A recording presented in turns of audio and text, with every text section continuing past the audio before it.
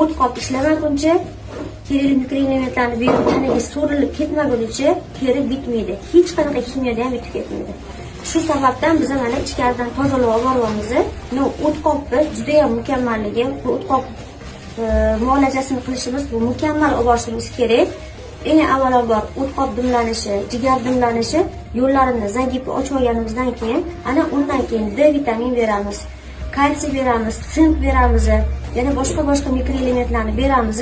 Tanaga so'rilish jarayoni ketadi. Tana oziqlangandan keyin bitishni boshlaydi. Avvalambor tozalov, ana undan keyin tiklash, ana undan keyin oziqlantirish etapini o'tamiz.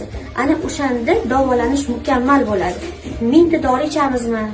Borib onkologiyada 10 talab kimyo olamizmi?